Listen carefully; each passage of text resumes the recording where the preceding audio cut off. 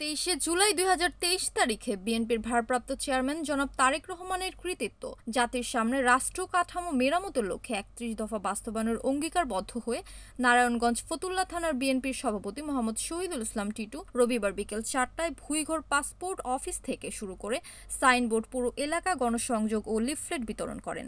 সে সময় সাইনবোর্ড এলাকাবাসীদের সাথে ভারপ্রাপ্ত চেয়ারম্যান জনাব তারেক রহমানের ৩১ দফার বিষয় নিয়ে আলোচনা মতবিনিময় ও ধানের শীষে ভোট দেওয়ার জন্য উৎসাহিত করেন। এ সময় উপস্থিত ছিলেন কুতুবপুর ইউনিয়নের বিএনপির সাংগঠনিক সম্পাদক এস.এম. আনিসুর রহমান, হাজী মোহাম্মদ শহীদুল্লাহ ও আরও উপস্থিত ছিলেন নারায়ণগঞ্জ ফতুল্লা থানার বিএনপির অন্যান্য নেতৃবৃন্দ। গণসংযোগ ও লিফলেট শেষে ফতুল্লা থানার বিএনপি সভাপতি মোহাম্মদ শহীদুল ইসলাম টিটু বলেন, বর্তমান যে সরকার আছেন আমাদের নেত্রী, আমাদের মা দেশনেত্রী বেগম খালেদা জিয়ার নির্দেশনায়, আমাদের দলের ভারপ্রাপ্ত চেয়ারম্যান জনাব তারেক রহমানের নির্দেশনায় আমরা বর্তমান সরকারকে আমরা সব সময় সহযোগিতা করে যাচ্ছি। আমরা যদি এই সরকারকে সহযোগিতা না করি তাহলে আবারও ফ্যাসিস্ট সরকার জেগে উঠতে পারে।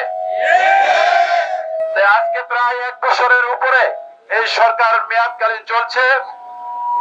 ইতিমধ্যে বর্তমান সরকার নির্বাচনের একটি রূপরেখা বাংলাদেশের মানুষের মাঝে উপহার দিয়েছেন। এই নির্বাচনকে বানচাল করার জন্য দেশ বিদেশে ষড়যন্ত্র চলছে। আমরা অতীতের ন্যায় আমাদের নেতা জনাব তারেক রহমানের নির্দেশে যে কোনো ষড়যন্ত্রকে মোকাবেলা করে আমরা বাংলাদেশের মাটিতে একটি নিরপেক্ষ তত্ত্বাবধায়ক সরকারের অধীনে একটি নির্বাচনের ব্যবস্থা আমরা করব। আমরা একটি পরিবার, বাংলাদেশ জাতীয়তাবাদী দল, আমরা যারা বুকে ধারণ করে দল করি, আমি মনে করি আমরা সবাই একটি পরিবার। আমাদের ভিতরে কিছু সমস্যা থাকতেই পারে, সেগুলো সমাধান করে নিয়ে আমরা সামনের দিকে এগিয়ে যাব ইনশাআল্লাহ।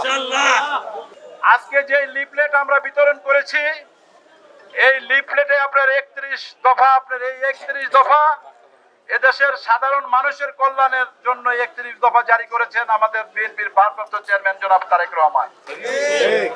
আর বাস্তবায়ন করতে হলে আপনাদের আমাদের বাইরেও যারা আছেন সবাই আপনার সহযোগিতা করতে হবে। তাহলে অবশ্যই বিএনপির ভারপ্রাপ্ত চেয়ারম্যান তারেক রহমান এই ৩১ দফা বাস্তবায়ন করতে পারবেন। আপনারা প্রতিটা ওয়ার্ডে ওয়ার্ডে, গ্রামে গ্রামে এইভাবে লিফলেট বিতরণ করবেন এবং মা বোনদের ঘরে যে লিফলেট পৌঁছাবেন এবং এই লিফলেটে আমাদের নেতা কি লিখেছেন প্রয়োজনেতে ২-১ জায়গায় দাঁড়িয়ে তাদেরকে শোনাবেন। আমরা মানুষের কাজ করতে চাই, মানুষের পাশে দাঁড়াতে চাই।